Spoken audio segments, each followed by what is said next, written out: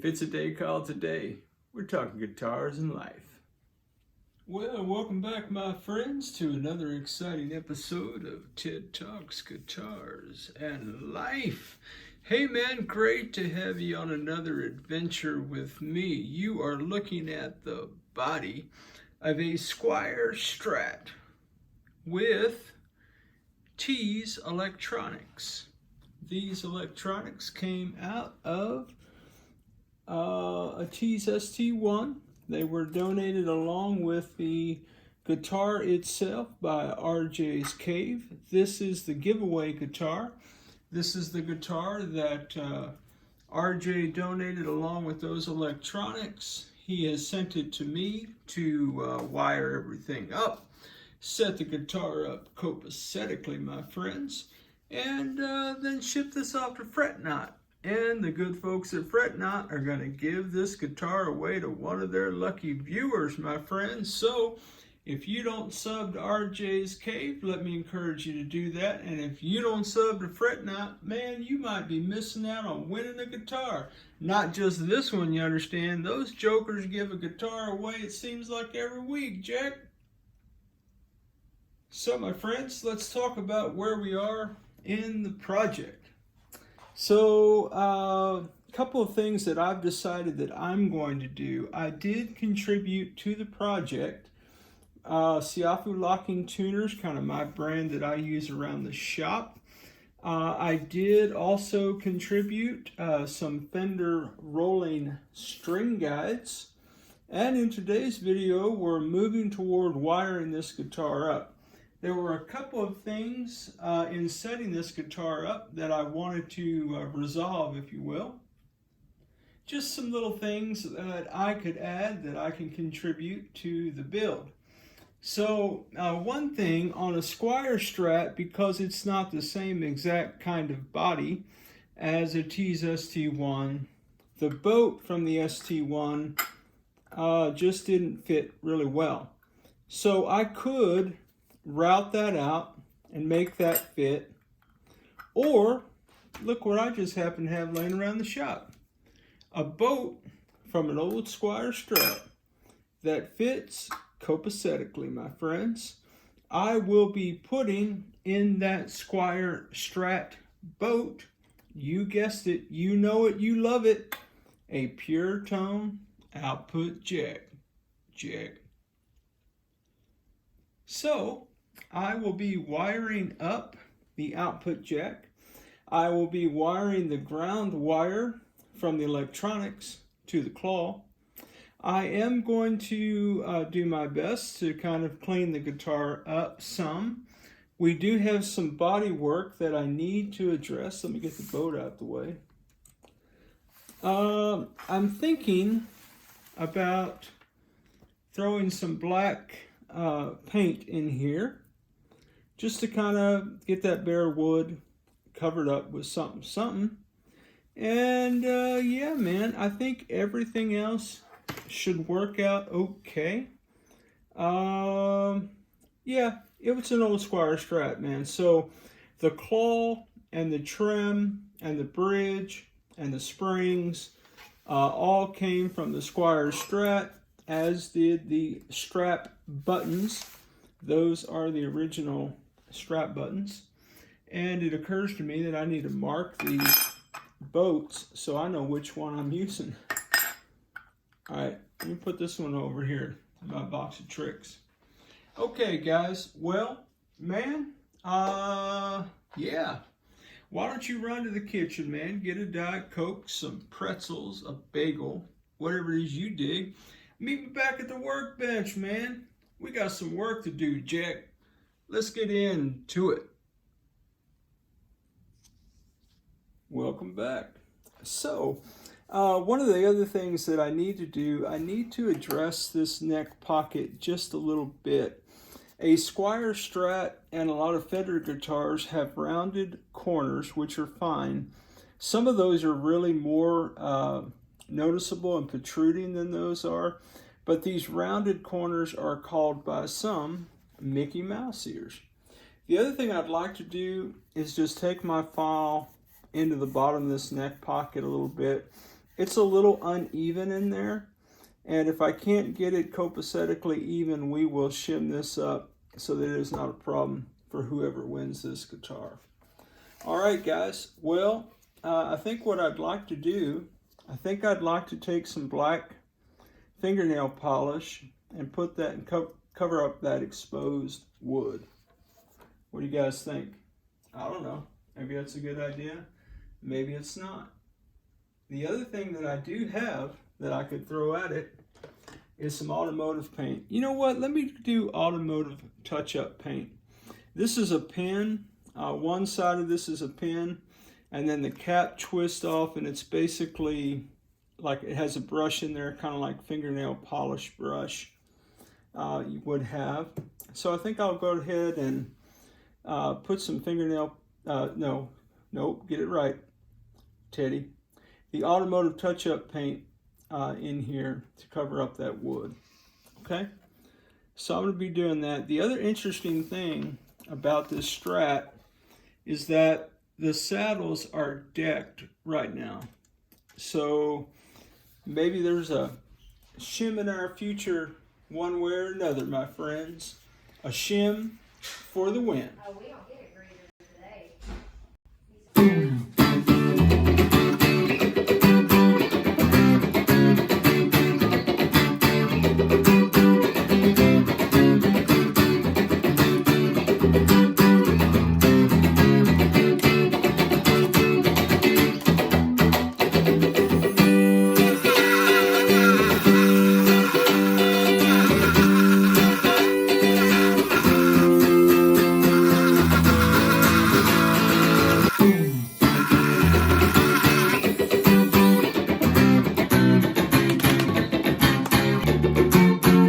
Say it with me, guys. Clean your area.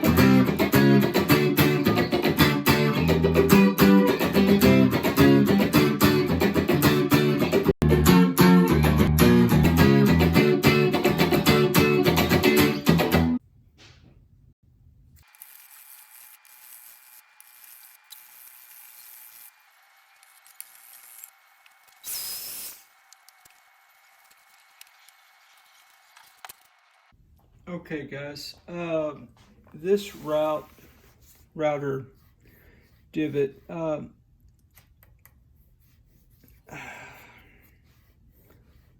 I can't level down to that level. You can probably see, you can see the difference maybe. I need to get some batteries in my flashlight. That sure be helpful. But you see how the light's coming under this, right? So, I don't know.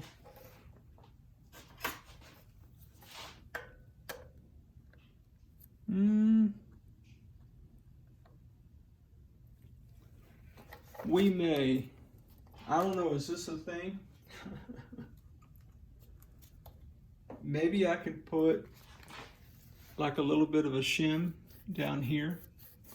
I would throw some UV resin in here, but guys, I just don't have a good luck with UV resin like that. I know Mike does it all the time, but, well, I don't know if he does it all the time, but I know he does it. So I don't know. I don't think falling down to this level is good. I'm gonna, if nothing else, and I'll look at it more when we go to put the neck of the guitar on, the body. But I'm thinking right now that what I'll do is I'll fill that with something. Like, what I mean is, I'll fill it with like some sandpaper folded over or something, so it gets the same height as this, as the deck. Anyway, it may not, I'm not saying it's a problem, please understand. I'm just saying that I want to make sure that I can do everything I can do to make sure that we've got a level neck in that neck pocket. Again, the body in general, it's, you know, if you're going to win this guitar, just know, man, it's a donated guitar. It's a donated project guitar, okay? So I'm working on it the way I would work on one of my projects. That was RJ's intent for me to do. And I'm really grateful to be doing it. And so generous of RJ to donate the guitar and the parts. Okay, so what we're going to do is I'm going to reassess the neck pocket when we go to putting the neck on the guitar. And if you have any comments about that, why don't you put them in the comments. On this project, guys, I'm trying to slow my roll, give you some time to comment before I take next steps. So, yeah, man, I doubt I'm going to be able to clean this up to pristine levels or anything. I'm going to do the best I can. In fact, I think I need to take off this bridge and throw some knocker loose on it and clean that up. So yeah, yeah, okay. That's what we're going to do, guys. The guitar came pretty much with the bridge decked. So I don't know if I should keep it like that or make it a two-way trim. I thought initially I'd make it a two-way trim, but I don't know if the person who gets it is a trim person or not. So if you've won this guitar from Fret Not, so let's go into the future. Woo! So we're in the future and you won this guitar and you're watching this video because you want to see what this joker named Ted did to this guitar that you got in the mail from Fret Not. Okay, so just know that if it's blocked, all you have to do to get it to trim is loosen this. Look at all the debris I got. I broke a cardinal roll, man. I drummed in the house. Yeah, I wasn't going to drum anymore in the shop, but it's just a study. Everybody who hangs on the channel knows it's just a study. Oh, by the way, if it's your first time, welcome, Jack. Glad to have you on an adventure with us. Anyway, if you win this guitar, or if you buy any kind of guitar at a garage sale or wherever, and it has a trim system in it, but it's sitting down on the bottom like that, and the trim's not trimming, then what you might want to do is open it up in the back. If the claw is against the body of the guitar, that is what's pulling the butt of the bridge against that body. That's why it's flat, because of how taut this is. Those springs are super taut, okay? So if you wanted to undo it, what you would do is you would loosen these screws, and when you do, that's going to release the trim, and this bridge piece will then begin to sit up a little bit, and that'll give you the wham, wham, wham, wham. Okay? All right, I'm going to keep it as is. How's that? Is that okay with everybody? Perfect. All right, I'm going to clean this up some. I'll check back with you in a minute. So if you're wondering if the knocker loose works, whoa, man, look at those shiny parts. You tell me, Jack. Man, if only there was a fast way to get this saddle back together.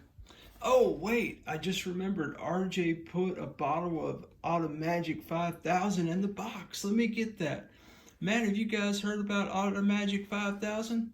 Dude, watch this. Whoa, dude, that stuff really works. Man, you guys better get some a.k.a. 5000, Jack. Hey, Mike, not a sponsored vid. Okay, my friends, while my soldering iron heats up, a couple things here. One is I've got my pure tone output jack installed in that boat. I've got 2 strands of push-pull wire. I'm going to use the gold for ground and the white for hot. I also have a ground wire that will be gold for ground. That'll go back to the trim. What I'm going to do, I'm basically, do I need to do this? I don't know, guys. Overkill much? Maybe. Oh, hey, look. RJ was here. I'm going to be replacing the 2 ground wires. And I'm going to be replacing the hot to the output jack. Okay? So, yeah, I just felt like maybe just get rid of that plastic and go with push-pull wire. So the hot to the output jack will go in the second lug of the volume pot, okay, right there in the middle. And then one of the ground for the output jack and the ground for the trim will go on top of the volume pot right here. That's what I'm going to be doing. I'll try to do this somewhat quickly. I don't move very quickly as it relates to soldering. I try to take my time with things like that. So if it takes a good amount of time, I'll more than likely just fast forward. But that's what we're going to do. We're going to solder these electronics up, and then we'll test everything by doing the old, that's the sound that a device makes when it hits a pickup. They ain't got no strings on the jack. All right, guys. All right, stand by for some soldering fun. On this kind of output jack, and I think just about any output jacks, hey, put it in the comments, guys, if I'm not right about this. The middle lug, the lug that's sandwiched in between the 2 brown pieces here, that's the hot. And the one that's kind of rests on top is the negative. All right, so I'm going to be coming in where the wires are going to come this way. Okay, the output jack sits in the boat. The boat points this way. And so I'm going to do my best to kind of affix this where it kind of wraps around there a little bit.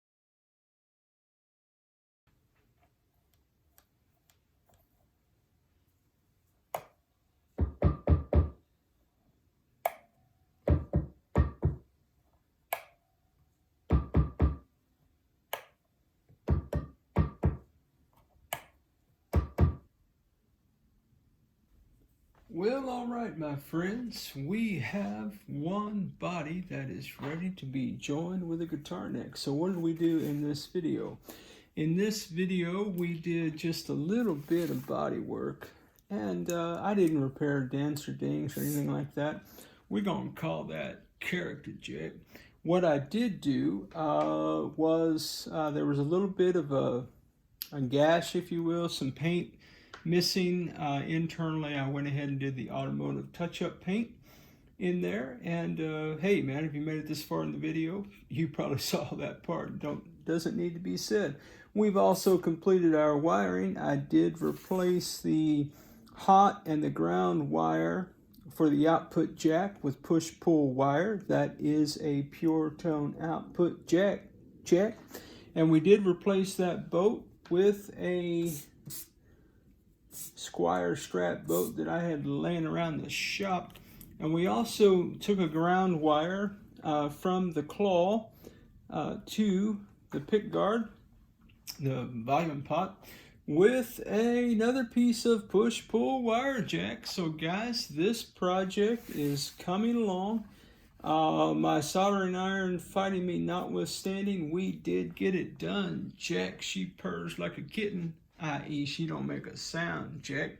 So that being said, in the next video, what we're going to do is join this body with that guitar neck over there. And we're going to set this guitar up, Jack.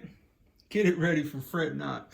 Hey guys, man, thanks a lot for hanging out with me today. I appreciate any time that you ever spend with me, man. You guys are the best. Well, as always, wherever you are in your guitar journey, I pray it's a long, smooth, safe, joy-filled ride for you, Jack. Hey, rock on with your bad selves, everybody. Catch you down the road.